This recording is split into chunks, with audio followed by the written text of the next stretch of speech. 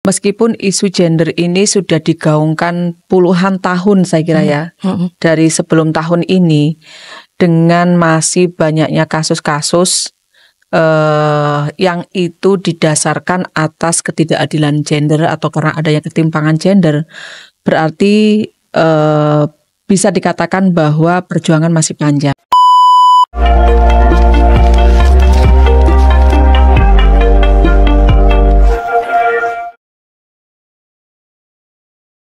Oke, Assalamualaikum warahmatullahi wabarakatuh. Hari ini kita kedatangan Mbak Margaret dari Komisioner KPAI. Ada beberapa hal nanti yang mungkin bisa kita diskusikan bersama. Mbak, apa nih yang kemudian bisa dilihat ya dari kacamata persoalan-persoalan ketimpangan gender? Misalnya yang kemudian paling penting untuk diperjuangkan gitu ya, dilakukan perubahan, terutama dalam konteks ketika tantangan keadilan gender itu semakin kompleks medianya, baik dari itu medianya, dari apanya lagi pelakunya mungkin ya. Apa yang paling mendasar yang kemudian harus diupayakan untuk dilakukan perubahan? Terima kasih Mbak Leli. Jadi saya kira ya yang patut digarisbawahi sebelum masuk kepada apa yang mesti kita lakukan atau menjadi perhatian kita untuk kemudian menjadi dasar kita melakukan apa. Saya kira bahwa meskipun isu gender ini sudah digaungkan puluhan tahun saya kira ya, dari sebelum tahun ini, dengan masih banyaknya kasus-kasus yang itu didasarkan atas ketidakadilan gender atau karena adanya ketimpangan gender, berarti bisa dikatakan bahwa perjuangan masih panjang, bahwa masih perlu ada upaya masif yang itu harus dilakukan secara bersama-sama, garis boldnya kedua, untuk upaya-upaya mengatasi atau mencegah terjadinya kekerasan atau berbagai bentuk kondisi karena ketidakadilan gender, gitu. Nah, tetapi kalau kita melihat bahwa kalau bicara angka ya Mbak Leli, sebenarnya kan angka ini rasa-rasanya atau mungkin di media kita sering mendengarkan kasus kayak semakin banyak ya. Ya. Kemudian akhirnya membuat kita loh, kasusnya kok banyak banget. Berarti kita ini dalam tanda petik kemudian bertanya, berarti nggak berhasil dong selama ini upaya kita melakukan advokasi nih di masyarakat. Nggak berarti begitu juga. Di satu sisi yang lain kita bisa melihat bahwa semakin banyaknya kasus yang terlaporkan itu juga menunjukkan dari keberhasilan adanya advokasi yang kita lakukan. Karena berarti di satu sisi yang lain masyarakat itu sadar, aware bahwa ini adalah bagian dari suatu kondisi yang berdasarkan pada kondisi ketidakadilan gender, ketimpangan gender yang ada, dan ini kemudian harus dilaporkan untuk kemudian dilakukan upaya penanganan. Jadi di situ ada kesadaran yang meningkat sebenarnya itu, dan itu keberhasilan advokasi, gitu ya. Jadi tetapi kemudian ketika semakin banyak laporan, kemudian kasus juga terlihat masih banyak, nah berarti kemudian kita memang seperti yang tadi saya sampaikan, nggak bisa berhenti melakukan upaya pencegahan dan penanganan. Saya kira masih harus terus dilakukan. Dan itu tidak bisa satu sisi, misalnya itu udah, kalau di sisi ini tugasnya pemerintah aja deh. Berarti Kemen PPA dong yang bertanggung jawab misalnya. Nggak bisa juga begitu.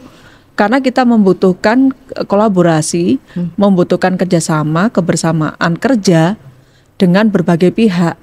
Pemerintah ya punya kewajiban, tapi partisipasi dan keterlibatan masyarakat, organisasi masyarakat, komunitas tetap juga penting untuk dilakukan. Perlibatan dari semua aspek di masyarakat, komunitas, dalam hal ini juga kampus pastinya.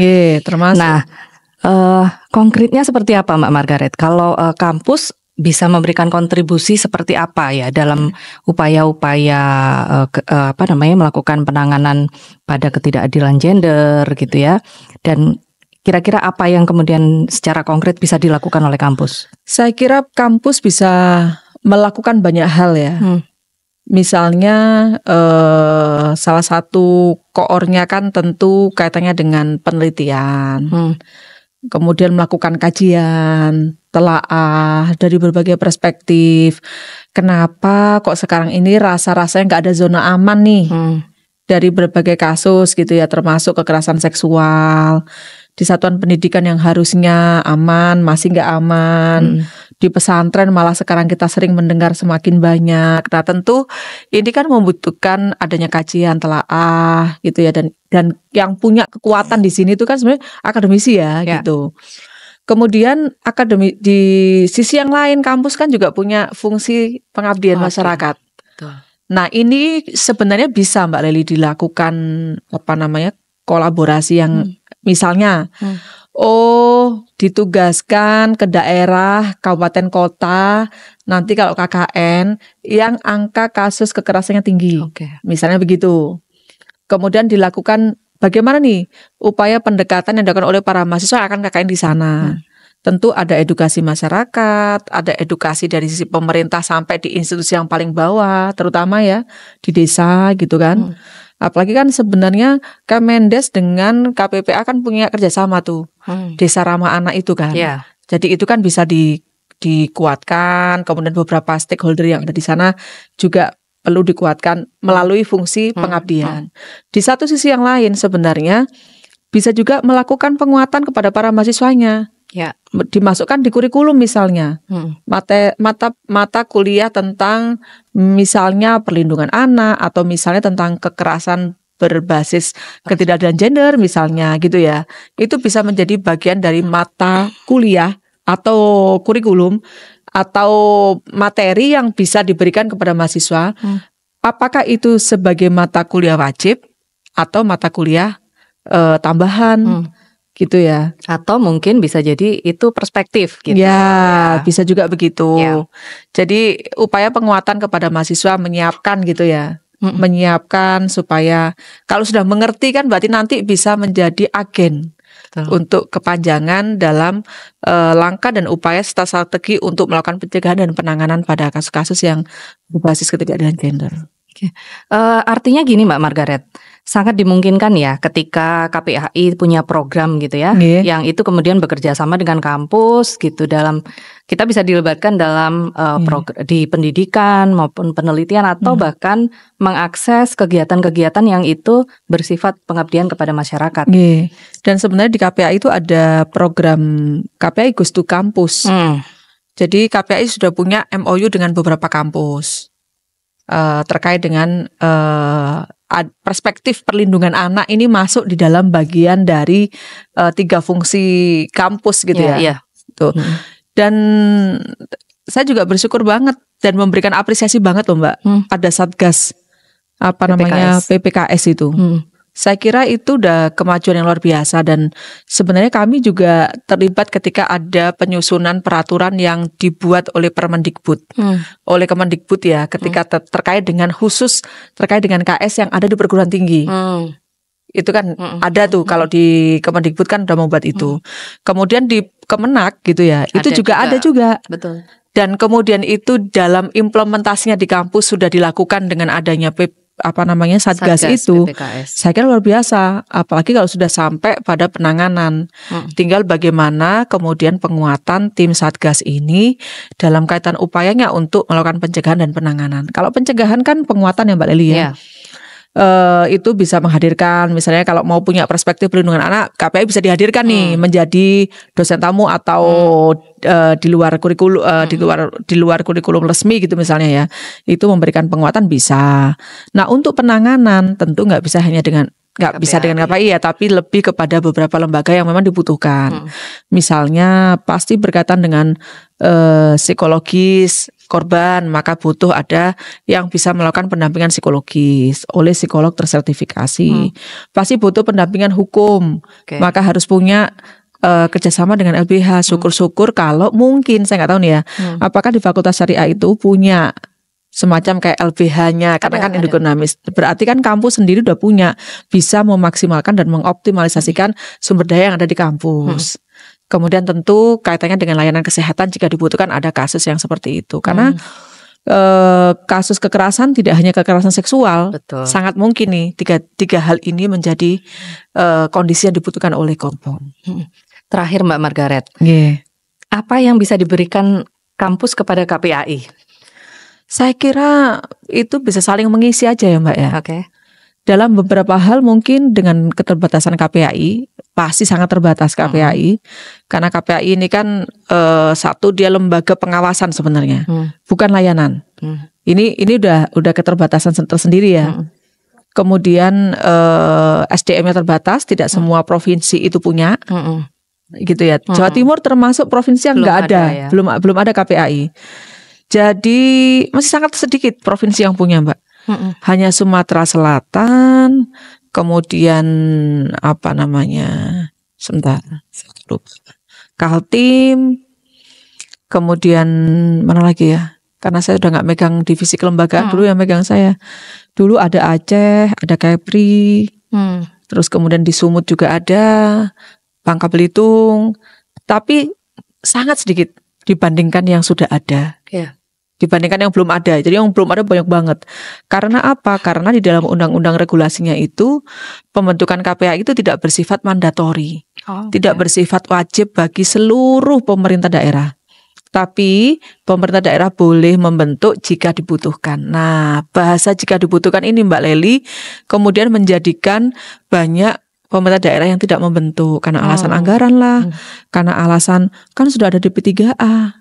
Padahal fungsinya berbeda. Ya, beda. Jadi dalam keterbatasan ini, kayak di Jawa Timur misalnya, nggak ada KPAD. Kami menyebutnya KPAD, Komisi Pelindungan Anak Daerah. Maka disinilah sebenarnya kontribusi dari berbagai stakeholder di masyarakat itu sangat penting. Tidak hanya kampus, termasuk mungkin ormas, organisasi perempuan, sangat penting memberikan input, memberikan masukan, atau mungkin bahkan bersama-sama dengan KPAI. Karena kan sebenarnya pengawasan itu kan tidak hanya KPAI ya, semua kan bisa. Malah justru masyarakat itu sangat punya urgensi untuk menjadi bagian dari yang melakukan pengawasan. Ya, bahkan Gitu. sering kemudian melakukan inisiasi yang itu tidak tercover oleh lembaga-lembaga formal. Betul gitu. banget. Tapi sebenarnya kalau lihat dari persoalan-persoalan yang ada di daerah itu, menurut saya sangat urgent sebenarnya harus ada KPAI. Terutama kalau dengan mahasiswa ini Mbak, banyak mahasiswa kita itu yang sebenarnya ingin, karena ada program MBKM itu ya, magang MBKM itu, mereka juga ada sebenarnya keinginan untuk magang di lembaga-lembaga perlindungan Di KPAI pernah Mbak ada teman-teman yang magang dari kampus itu di KPAI. Boleh juga misalkan seperti itu. Dan memang betul kata Mbak Lely, sangat urgen ada keterlibatan masyarakat. Misalnya kayak gini ya Mbak, misal ya media sosial sekarang kan udah kayak begitu nih. Tapi sejatinya nggak ada lembaga khusus pemerintah yang melakukan pengawasan terkait dengan itu. KPAI menerima pengaduan, bahkan termasuk terkait dengan konten ya. Konten yang ada di media sosial, mungkin karena konten itu bermuatan pornografi atau bermuatan kekerasan seksual. Tapi masalahnya kan kapasitas SDM di KPAI tidak cukup untuk melakukan pengawasan di semua medsos yang seperti itu pergerakannya ya. Di sini kemudian butuh ada partisipasi dari masyarakat. Menjadi bagian yang ini yang lewat KPAI lewat, KPI lewat. Nah, masyarakat ini bisa ngasih masukan. Ini loh di Twitter pukul sekian hari ini jam sekian ada konten pornografi misalnya. Sehingga kemudian kita bisa melanjutkan supaya konten itu di take down oleh pihak kementerian yang bertanggung jawab. Artinya ada pengawasan bersama sebenarnya, dan itu butuh sekali kesadaran dari setiap anggota masyarakat ya. Tidak hanya pencegahan, termasuk penanganan Mbak Lely.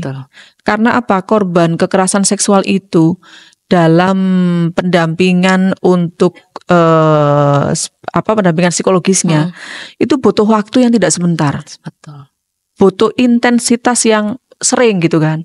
Nah kalau kasusnya banyak kan nggak tertangani nih gitu. Maka ini butuh banyak.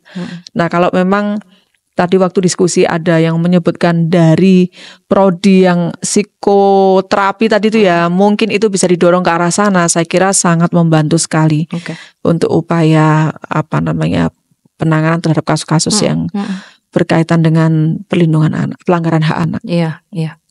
Ya, karena concern kita sebenarnya tidak hanya pada pelaku ya. Kalau pelaku itu sanksi itu biasanya sudah ada aturan-aturannya. Ya. Tapi soal Pendampingan penanganan berperspektif korban itu kan yang kemudian perlu diprioritaskan. Makanya itu salah satu agenda KPI Gustu Kampus sebenarnya adalah lebih menyasar kepada anak-anak yang jurusan hukum dan termasuk tarbiyah ya.